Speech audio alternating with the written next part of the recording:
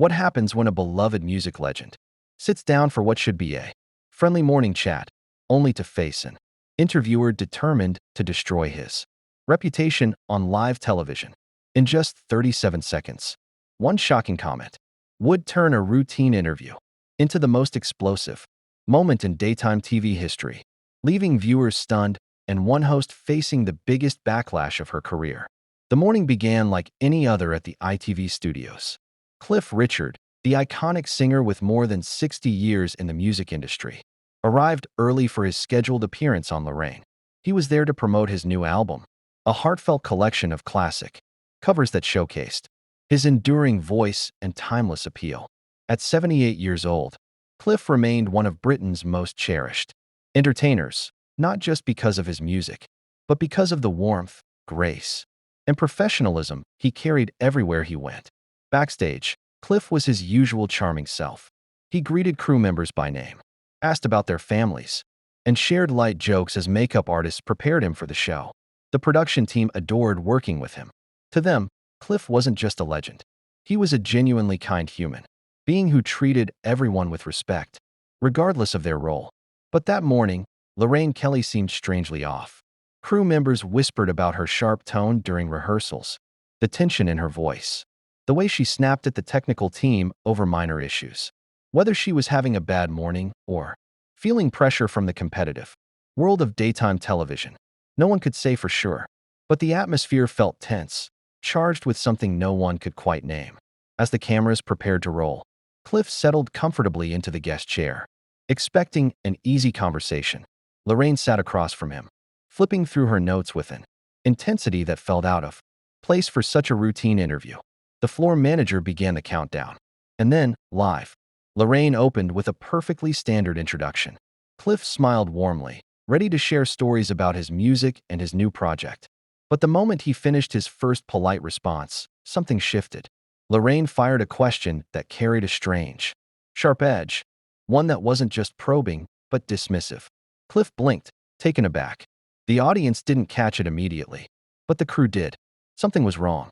And within seconds, the interview that was meant to be warm, nostalgic, and celebratory was heading toward a collision no one could have predicted. Cliff Richard had handled thousands of interviews in his lifetime. He had spoken with journalists across the world, some kind, some tough, some uncomfortably intrusive, but he had always managed them with grace. Yet the shift in Lorraine's tone that morning was unmistakable. It wasn't curiosity. It wasn't journalistic pressure. It was something colder. When she questioned whether his new album was playing it safe, Cliff kept his composure. He explained the value of reinterpreting classics, the beauty in honoring songs that shaped generations. He smiled, kept his tone warm, stayed respectful. But Lorraine's smirk only deepened. Then she hit him with the next line, sharp, dismissive, almost mocking. Some might say it's a bit safe, isn't it? Playing it safe when perhaps you should be taking risks at this stage of your career. A few people in the studio shifted uncomfortably. Cliff's smile dimmed just a fraction. Anyone who knew him, or knew how to read people, could see the faint flicker of confusion behind his eyes. Why was she going down this road? Why now? Trying to stay positive, he spoke about his artistic journey, about switching genres throughout his life, from rock and roll to gospel, pop to musical theater. But Lorraine wasn't interested. She leaned forward. And then came the comment that hit like a slap. But surely, Cliff, at your age, wouldn't it be more honest to admit that you're just playing the nostalgia card? Cashing in on people's memories rather than creating something new? The air drained from the room. The audience froze. Even the camera operator hesitated. Cliff swallowed. He wasn't angry yet. Not fully, but something inside him tightened. Still, he answered with dignity. He defended his music, defended his fans, defended the idea that art has no expiration date. But Lorraine wasn't done. Her next question was colder, more pointed, and shockingly personal. Speaking of your age, Cliff, don't you think it's time to step aside and let younger artists have the spotlight? Surely you've had your time. The room dropped into absolute silence. The cruelty of it wasn't masked or disguised. It was direct, intentional, and Clifford Richard, who had always been calm, professional, unbreakable, sat there, stunned. I beg your pardon, he said quietly. Not weakly, quiet like a warning. But Lorraine doubled down. She acted as if she were doing him a favor by bringing up what she called the truth. That's when something changed in Cliff. Something subtle, but powerful. A lifetime of dignity began pushing back against the rising tide of disrespect. And the interview, already wobbling, was about to derail completely. Cliff Richard sat frozen for a moment, staring at Lorraine with a mix of disbelief and wounded dignity. He had faced critics, controversy, and the shifting tides of public opinion for more than 6 decades. But nothing had prepared him for being told, live on national television, that he was too old to matter. Lorraine didn't stop.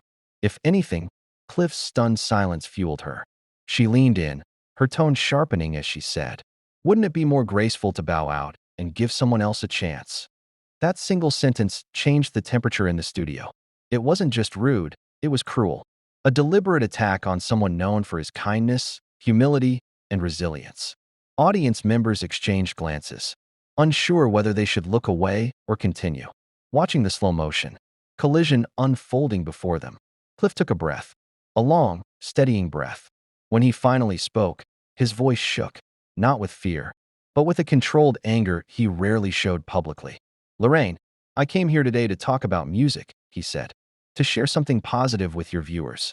I'm not sure why you feel the need to attack me personally, but this isn't what I signed up for." But Lorraine, instead of backing down, doubled down. She accused him of being too sensitive. She dismissed his concerns as overreactions. And then she delivered the line that snapped the last thread of Cliff Richard's legendary calm. "Or has success made you too sensitive for real journalism?" The studio collectively inhaled.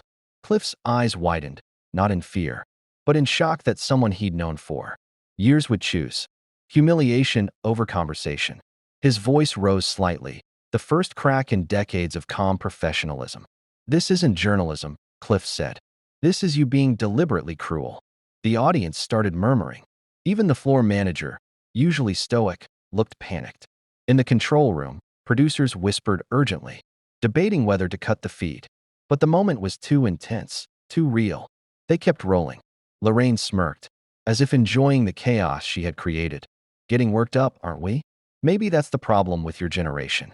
That did it. Cliff leaned forward, his voice firm, controlled, but sharper than before. "What exactly are you being honest about, Lorraine? That you think I should disappear because I'm old? That my music no longer matters?" The power dynamic had shifted.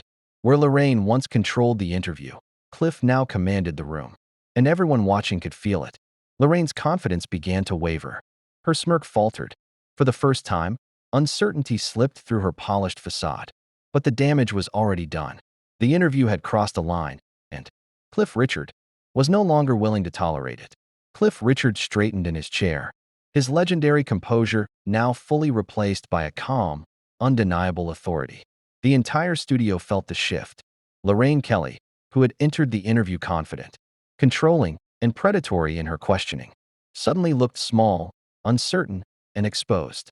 The audience, silent for the past tense of cruelty, watched as Cliff reclaimed the narrative, with words that resonated far beyond the studio walls. "You invited me here," Cliff began, his voice steady but carrying the weight of decades of experience and dignity, "to discuss my new album. Instead, you used your platform to attack me personally, to suggest that I'm too old to make music, and to imply that my continued career is somehow embarrassing or desperate. That's not honest discussion. That's character assassination." Lorraine's face tightened, her usual veneer of professionalism cracking as she struggled for words. "I never said any of those things," she protested weakly, her voice barely audible over the tension in the room. But Cliff was relentless. Every accusation, every cutting remark she had made, he recited calmly, proving the truth of her own cruelty to the millions watching live. "I thought we were friends," he continued. "I thought you respected what I've tried to do with my life and career. I never imagined you would see me as someone who should disappear because of my age, or that my fans are fools for still enjoying what I do. That's not fair. That's not right." The silence that followed was deafening. Even the crew, accustomed to live television chaos, paused. Cameras hovered. Lorraine seemed momentarily speechless, realizing that the narrative she had tried to control had completely turned against her. Then, in a moment that would define the encounter, Cliff turned to the camera. speaking not just to Lorraine, but to every viewer who had ever doubted their own place in the world because of age or circumstance. To anyone watching, wondering if you're too old to pursue your dreams, too old to share your talents, let me tell you this: age is just a number. Passion has no expiration date. Never let anyone tell you to stop doing what you love just because you've done it for a long time. He looked back at Lorraine, his eyes firm, resolute, and unwavering. Thank you for reminding me why I love making music. It's because music brings joy, connects generations, and reminds us of our shared humanity. Those are values worth defending, no matter your age. With that, Cliff Richard stood and walked off the set. The audience sat stunned. Lorraine remained, alone and speechless, the cameras slowly cut to commercial, but the impact lingered.